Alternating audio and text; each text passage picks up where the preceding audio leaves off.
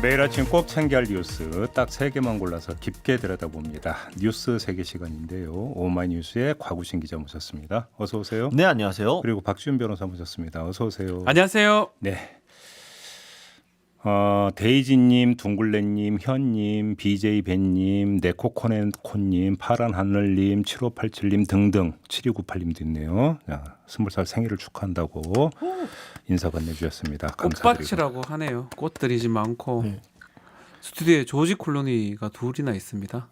저는 진행자님 사진 본인 사진을 뽑아둔가 순간 한 3초 정도 착각을 그 했습니다. 적당히 하세요. 지금 청취자분들이 욕해요. 네. 오늘이 아니면 또 언제 이렇게 오늘이 아니면 20주년입니까? 그러니까 방송용 멘트란 얘기죠. 지금 진심이 전혀 안 담긴. 어제 진심으로 하면 끝나고 진행이 안 돼요. 끝나고 잠깐 기다리세요. 네, 알았습니다. 자, 20살을 맞았는데요. 관련 이야기는 3부에서 좀 나눠보도록 하겠고요. 또 어제도 뭐 굵직한 뉴스들이 여러 가지 있지 않았습니까? 좀 전해주시죠. 네, 국회 법제사법위원회 대검찰청 국정감사에 나선 윤석열 검찰총장이 작심 발언 수사님의 여야가 큰 갈등을 빚었습니다. 윤석열 총장은 법리적으로 검찰총장은 장관의 부하가 아니다라면서 정면으로 법무부를 비판했는데요. 이에 추미애 장관은 페이스북을 통해 검찰총장은 법상 법무부 장관의 지휘 감독을 받는 공무원이라고 맞받아쳤습니다. 이후 추 장관은 검사 및 검찰 수사관 비위에 대한 보고 과정과 야당 정치인 수사 과정에 대한 감찰을 지시했고요. 사실상 윤석열 총장을 저격한 셈입니다. 특히 이날 국정감사는 사실상 김봉현 전 스타모빌리티 회장이 두 차례의 옥중 서신을 통해 폭로했던 내용들을 중심으로 공방이 계속 이어졌는데요. 윤석열 총장 역시 김봉현 전 회장이 주장한 이 룸살롱 접대에 대해 라임 수사팀에 추천했던 4명 중 접대를 받은 검사는 전혀 없는 것으로 보고받았다, 확실하다라고 답변을 했습니다. 또 접대 의혹이 제기된 유흥주점도 지난 4월 이미 압수수색을 했다라면서 관련성도 부정을 했는데요. 이 외에도 검찰 출신 이주영 변호사가 검찰에 영향력을 미쳤다는 김봉현 전 회장의 주장에 대해서도 그냥 아는 사이이며 문상이나 사우나를 같이 갔다는 주장을 부정하는 등 사실상 국정감사가 윤석열 총장을 앞에 두고 김봉현 전 회장의 청문회를 한 격이 됐습니다. 이게 짚어될 내용이 너무 많아요. 많아요. 지금 오늘 여기서 다 이야기는 할 수가 없을 것 같고요. 몇 개만 좀 뽑아서 이야기를 하고 싶은 부분이 일단 어제 청문회가 아니죠. 국정감사였습니다. 국정감사입니다. 네, 사실 청문회식으로 막 진행이 됐기 때문에 제 입에서 그냥 청문회라는 단어가 바로 나오거든요. 네. 이 도중에 JTBC가 어제 보도한 내용이 있었습니다. 4월에 그 문제의 룸살롱 청담동 여기에 검사들이 들이닥쳐서 조사를 했다. 네. 이 부분이 이제 그 다음에 또 국정감사 과정에서 질의응답이 있었던 거죠. 그렇죠. 근데 아무튼 그러니까 어제 국정감사에서 나왔던 이야기에 따르면 전혀 몰랐고 5월 21일에 당시 남부지검장으로부터 대면 보고를 받았는데 그때는 첩보 수준이었고 그때 처음 알았다. 네. 이런 이야기잖아요. 그렇죠. 그다음에 이분도 이제 전이라고 해야 되나 어제 갑자기 돌연 사의를 표명을 했기 아직 때문에 사표 수리가 안 된 것으로 알고 있습니다. 그러니까 그럼 현이라고 그러니까 현 남부지검장도 며칠 전 국정감사에 나와서 전혀 몰랐다. 네. 이 문제는 이렇게 얘기를 했잖아요. 네, 그렇죠. 근데 4월에 들이닥쳐서 룸사롱 들이닥쳐서 조사를 이건 도대체 어떻게 봐야 되나? 위증의 가능성이 좀 있다고 봐야 됩니다. 네.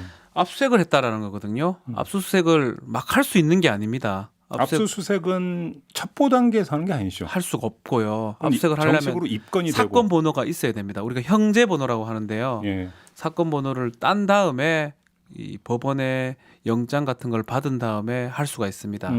그렇기 때문에 사실은 첩보라든지 내사라든지 이 단계 이상이라고 지금 지났다고 봐야 되거든요. 그렇죠. 우리가 입건이라는 건 사건이 이제 들어가는 모양새인데 예. 그렇다면 지금 남부지검장도 마찬가지고요. 또 윤석열 총장도 마찬가지고 증언 자체가 지금 잘못됐을 가능성이 있습니다. 지금. 그러니까 어제 국정감사에서 나왔던 이야기는 이게 첩보 단계였기 때문에 대검 반부패부를 거치지 않고 반부패부는 패싱하고 지검장이 검찰총장한테 보고할 수 있는 거 아니냐라고 하는 게 윤석열 총장의 주장이었잖아요. 네.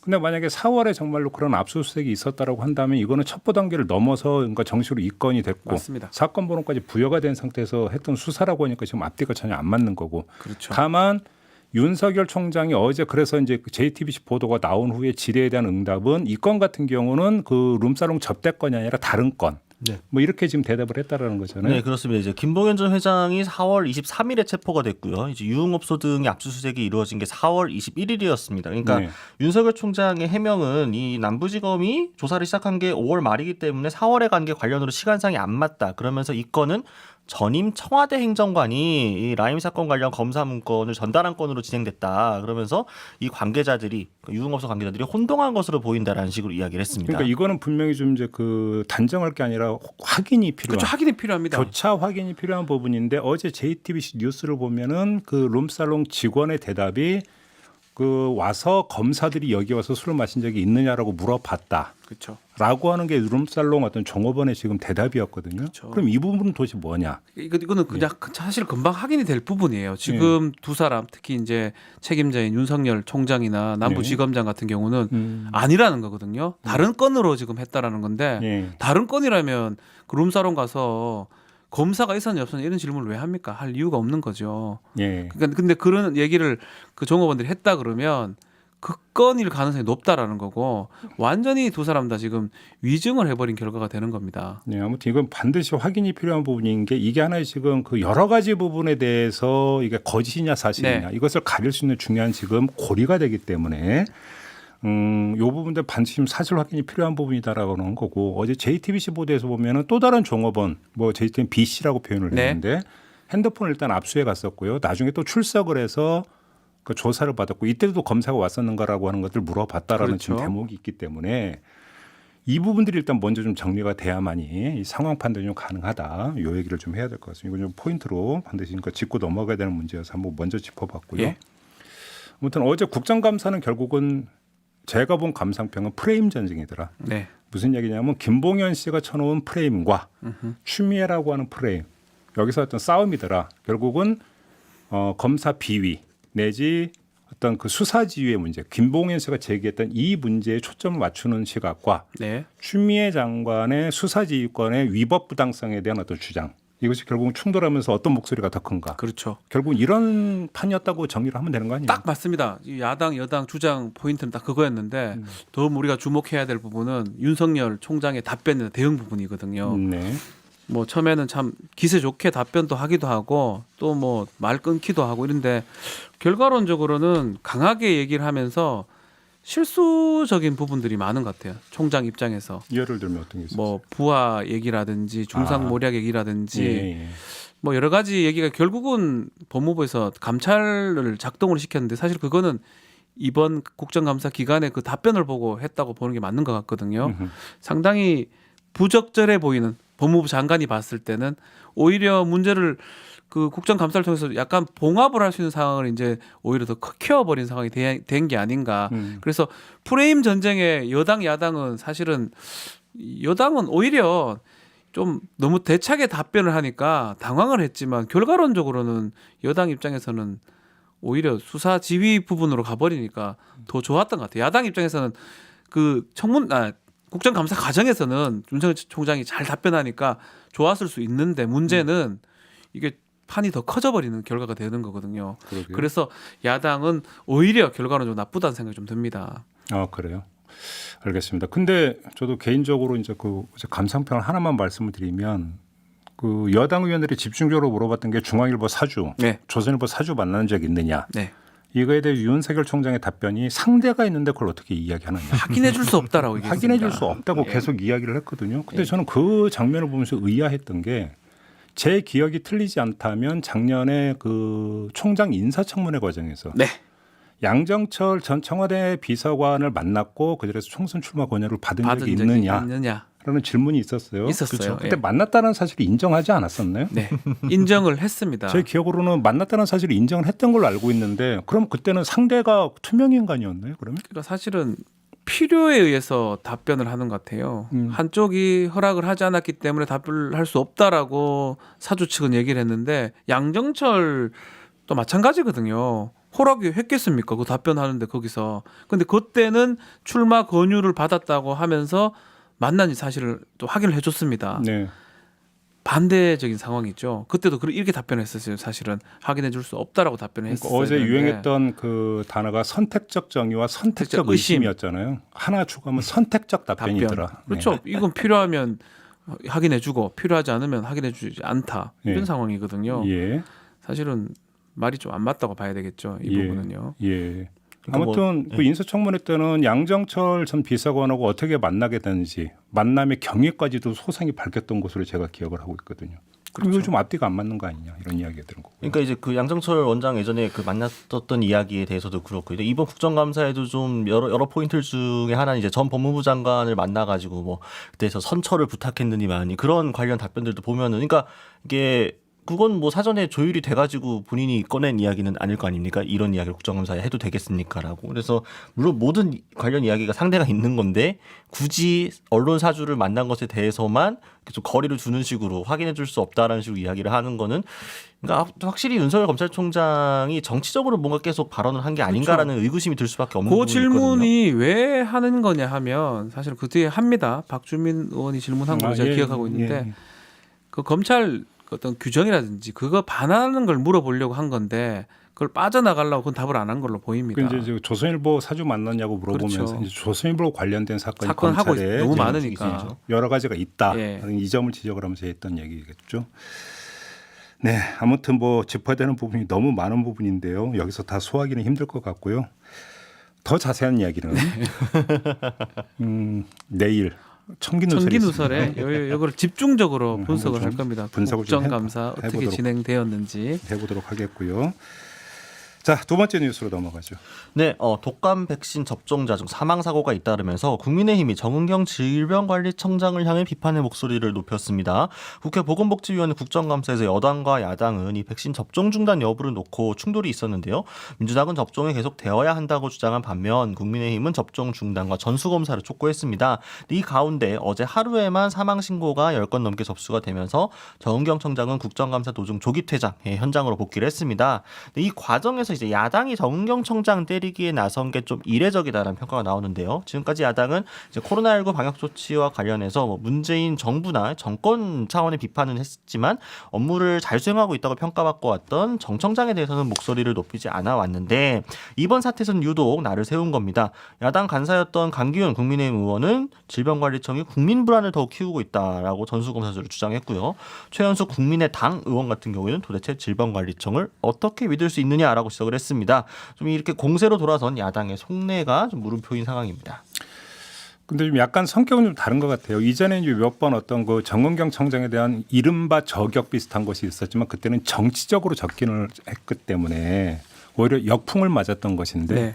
정책적 부분은 사실은 따질 수 있는 거죠. 그럼 저는 충분히 따질 수 있는 그런 성질의 문제라고 보여요. 특히나 이거는 국민의 생명이 연결이 되어 있는 문제이기 때문에 만에 하나라도 질병관리청이 대응을 잘못했거나 뭔가 지금 잘못 보고 있는 부분이 있다면 그거를 문제 제기는 충분히 할 수 있다고 저는 생각을 해요. 그거에 대해서 뭐 다르게 평가할 부분은 없을 것 같고요. 다만 그것이 얼마만큼 정확하게 포인트를 짚어서 정책의 문제를 제기를 하는 거냐. 요것만 좀 따지면 되는 것 아니겠습니까? 네. 그러니까 이제 사실 그 관련한 전문가들은 지금 언론 등에서 나왔고 야당에서 제기하고 있는 백신 관련 이제 이야기들이 지나치게 좀 공포감을 부추기는 거 아니냐라는 식으로 이야기를 하고 있습니다. 전체 지금 접종자 수를 보았을 때 그리고 사고가 일어난 이제 인과관계 등을 따져봤을 때 확실하게 지금 백신 때문에 지금 상황이 일어났다고 이 인과가 밝혀지지 않은 상황에서 좀 이렇게 마치 지금 백신을 맞으면 문제가 있는 것처럼 자꾸 이야기가 나오면서 네. 오히려 지금 이 백신을 맞아야 될 필요한 시기임에도 불구하고 많은 시민들이 불안감을 갖고 있는 데서 우려를 표하는 전문가들도 상당히 있는 상황이고 여당 사실 그 점에 좀 방점을 찍고 이야기를 했던 것이거든요. 근데 이제 단순히 그냥 뭐 전수조사라든가 아니면은 뭐 일주일 미루자 뭐 이런 식의 이야기를 넘어가지고 지금 질병관리청이 대응을 제대로 못하고 있다라는 식의 이제 비판의 목소리를 물론 야당이 당연히 할 수 있습니다만 그 타이밍이나 나를 세우는 방향 등을 보았을 때 혹시나 이것이 지금까지 어떤 K방역의 상징이자 지금 이 코로나19 잘 수행했던 정은경 청장의 이미지에 좀 흠집을 내면서 이 정권 전체 문재인 정부 전체에 대한 비판을 확장하려는 게 아니냐라는 어떤 내적 의혹 이런 의구심도 일말에 든다. 이게 좀 이야기를 하고 싶은 거죠. 상황상 지금 과학적으로 밝혀진 부분은 사실 없거든요. 그리고 이제 백신에 백신에 의한 사망 가능성도 있긴 하지만 네. 그게 뭐 맞다고 의학적이나 과학적으로 밝혀진 게 없기 때문에 사실 이걸 뭐 중단할 수는 없는 상황 같아요. 그리고 또 결국은 지금 트윈데믹 그러니까 코로나랑 독감이 동시에 일어나면 이제 감당이 안 되기 때문에 예년에 비해서 독감 주사를 상당히 많이 맞은 거는 사실인 것 같고요. 네. 그렇기 때문에 그것 때문에 확률이 좀 높을 가능성이 있는데 이런 모집단의 차이가 통계적으로 생겨버린다. 예. 그런 부분까지는 좀 얘기가 좀 안 되고 있는 게 좀 아쉽긴 합니다. 예. 사실은. 근데 사실은 이건 워낙 전문 영역이기 때문에 네. 사실은 상식을 가지고 접근해서 판단을 내릴 수 있는 성질의 문제는 아니죠. 네. 그렇기 때문에 우리가 이제 그 코로나19 국면에서 일관되게 이야기했던 것은 결국은 전문가의 어떤 지침을 충실히 따르는 것이 가장 좋은 대처법이다. 이런 얘기를 계속 해왔었고 이번 경우도 제가 볼 때는 그런 경우가 아니겠는가. 그렇죠. 그다음에 전문가들이 이제 입을 모아서 하는 이야기는 지금 그런 백신을 안 맞아가지고 독감이 더 유행을 하고 그래서 그러니까 발생되는 사망자 숫자를 생각을 해봐라라고 하는 이야기는 충분히 어떤 귀담아 들어야 되는 네. 이야기라고 생각을 해요. 그러니까 이 점이 의도적으로 무시가 되면서 지금 당장의 사망자 숫자를 의도적으로 부풀린다면 그거는 좀 문제가 있죠. 그거는 문제가 있는데 근데 또 한편에서는 또 다른 지금 그 논란이 전문가 영역에서 벌어지잖아요. 네, 그렇죠. 예를 들어서 의사협회 같은 경우는 일단 일주일 동안 접종을 중단을 하고 원인 네. 규명에 총력을 다하자라는 것이고 또 다른 전문가들은 원인 규명이 먼저다라고 하는 것이기 때문에 그렇게 해버리면 시기를 놓쳐버린다. 요 논란은 또 다른 각도에서 접근을 해야 되는 어떤 논란인 맞습니다. 것 같아요. 그래서 오늘 아마 이제 질병관리청에서 회의를 해서 또 뭔가가 나올 수 있다라고 하는 지금 보도가 있기 때문에 네네. 이거는 좀 기다려보고 어떻게 이제 전문가들 사이에서 이제 의견 통일을 보는가. 그래서 이제 국민적 어떤 지침을 주는가 이게 좀 중요한 문제 아니겠어요? 맞습니다. 뭐 백신이냐 코로나냐 이 부분에 대해서 사실 일반인들은 정말 여론이나 이런 데 휩쓸려 갈 수밖에 없거든요. 네. 지금 이제 질병관리청의 역할이 참 중요할 것 같아요. 판단을 좀 잘 해서 정말 백신에 뭐 영향이 있는 건지 그렇다고 하더라도 코로나나 두 개 같이 일어나면 안 되니까 이 백신 접종을 해야 되는지 판단을 좀 해야 될 것 같습니다. 네. 자, 질병관리청에서 오늘 어떤 이야기를 내놓을지 좀 기다려 봐야 될 것 같고요. 그다음에 이제 저희가 이제 최초로 전해드렸던 인천의 이제 그 10대 네. 사망자 같은 경우는 지금 그 어젯밤 오늘 새벽에 나온 뉴스를 보니까 사망 원인이 대충 밝혀진 것으로 다만 백신은 아닌 것으로 네, 관계 없는. 그러니까 다른 사망 원인을 찾았는데 아직 공식 발표는 안 하고 있다. 이게 오늘 조간이 네, 보도했던 맞습니다. 내용이더라고요. 그것도 좀 결과를 좀 기다려 봐야 될 것 같습니다. 자, 마지막 뉴스로 넘어가죠. 네, 박근혜 CJ 대한통운 대표이사가 일련의 택배기사 사망 사고에 대해 고개를 숙이고 사과를 했습니다. 박근혜 대표는 기자회견을 열고 연이은 택배기사의 사망에 회사를 맡고 있는 대표이사로서 책임을 통과하며 국민 여러분께 큰 심려를 끼쳐드린 점 머리 숙여 깊이 사과드린다라고 재발 방지를 약속을 했는데요. 재발 방지 약속을 보면 대표적으로 일단 현장에 분류 지원 인력 4,000명을 오는 11월부터 단계적으로 투입해서 올해 말까지는 또 전체 집배점을 대상으로 산재보험 가입 여부를 조사해 내년 상반기 안에 100% 모든 택배 노동자가 산재보험에 가입할 수 있도록 유도하겠다. 이 두 가지가 가장 그 키포인트였습니다. 네. 택배 노동자 과로사 대책위원회는 일단 전향적인 조치에 대해서 환영한다라면서도 이 산재보험 가입 등의 이행에 대해서 비용 처리 등 무슨 구체적인 플랜이 있어야 한다라고 이야기를 했습니다. 대리점 네. 등에서 이를 어떻게 처리할지 실제 집행하는지 현장 점검이 필요하다는 점도 이야기를 했는데요. 한편 지난 21일 새벽이었습니다. 허브터미널에서 배차를 마치고 간이 휴게실에서 쉬던 CJ 대한통운 소속 30대 택배 노동자가 또 사망을 했습니다. 이로써 올해 택배 노동자 사망 사고는 총 13건으로 늘어났고요. 네. 업체별로는 CJ 대한통운이 6명, 쿠팡이 4명, 한진택배 1명, 로젠택배 1명, 우체국택배 1명입니다. 그 방점을 찍어야 되는 단어가 두 개가 있더라고요. 첫째는 4,000명. 그렇죠. 네. 분류작업 지원 인력으로 4,000명을 투입한다. 그렇죠. 그러니까 현재 1,000명 정도라면서요. 네. 그러니까 4배를 투입을 한다고 하니까 이거는 상당히 진일보한 조치라고 평가를 해야 되는 거겠죠. 네. 근데 또 하나의 어떤 단계가 단계적이라고 되어 있더라고요. 11월부터 단계적으로 한다. 네. 근데 문제는 이 단계적이라고 하는 것이 현실에서 작동이 될 때는 시간 끌기일 가능성으로 귀착되는. 그렇죠. 요것도 좀 함께 봐야 되는 거 아니겠어요? 사실은 우리 계속적으로 뭐 얘기를 하고 있지만 분류 작업이 택배 노동자의 업무로 돼 있고 그게 너무 힘들다고 지금 다들 얘기하는 부분이거든요. 네. 그래서 지금 조치 취한 것 중에 4,000명 투입까지는 딱 좋은데 네. 1,000명 중에 찔끔찔끔찔끔찔끔 올린다 그러면 사실상 택배 노동자의 어떤 과로 부분에 업무 부분에 크게 도움은 안 될 수도 있습니다. 우리 옛말에 소나기 피하기라는 말이 있지 않습니까? 네, 지금 그럴 가능성도 있어요. 그러니까 단계적이라는 말 우리가 그냥 4,000명의 방점이 찍혀야 되는데 예. 4,000명보다는 4,000명보다는 단계적이 저는 눈에 보입니다. 계속 네. 단계적을 결국은 한 10년에 거쳐서 4,000명으로 늘리면 의미 없는 거거든요. 10년은 좀 심했고. 예컨대요. 네. 그래서 이제 이 제대로 이행하느냐 이 부분은 우리가 봐야 될 부분 그 부분 같아요. 이 4천 명에 맞추는 게 아니고 얼만큼 단계적으로 얼만큼 투입할지 네. 이 부분을 좀 봐야 될 것 같습니다. 그러게요.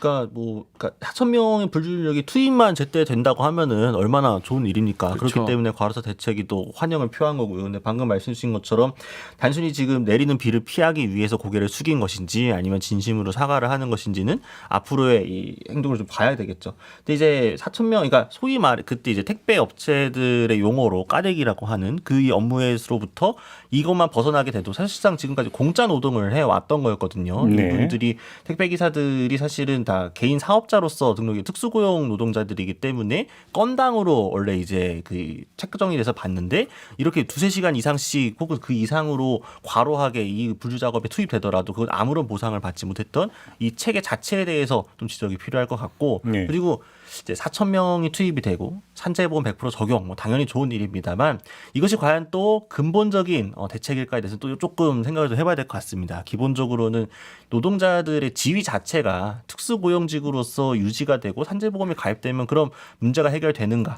사실은 그러니까 마치 다른 비슷한 다른 종류들의 노동들이 그런 것처럼 개인 사업자로 등록되어 있는 것이 아니라 근로기준법에 의해서 보호를 받을 수 있도록 다른 종류의 계약관계들, 고용관계들이 또 있어야 되지 않을까라는 고민도 좀 같이 필요하지 않을까 근원적으로 싶습니다. 뭐 계속 얘기를 했던 거지만 회사도 약간 뭐 비용적으로는 그 손해를 보고 또 특히 소비자들이 이 물류 비용 이 부분에 대해서 좀 분담을 해줘야 됩니다. 그게 근원적인 해결책이지 비용을 아끼려는 게 회사의 당연한 그런 섭리이기 때문에 그런 상황이면 정말 단계적으로 찔끔찔끔 올릴 것 같거든요. 저는 네. 산재보험도 이제 한다니까 하는 거고 결국 그런 것들이 사회적으로 돼야지만이 노동자들의 어떤 과로라든지 사망을 막을 수 있지 않을까 생각이 듭니다. 알겠습니다. 앞서 이제 그 소나기 피하기라고 옛말을 제가 인용을 했는데 그거에 대한 대안도 있죠. 옛말에 쇠불은 당김에 빼라고. 그렇죠. 그렇죠. 지금 다 하면 돼요.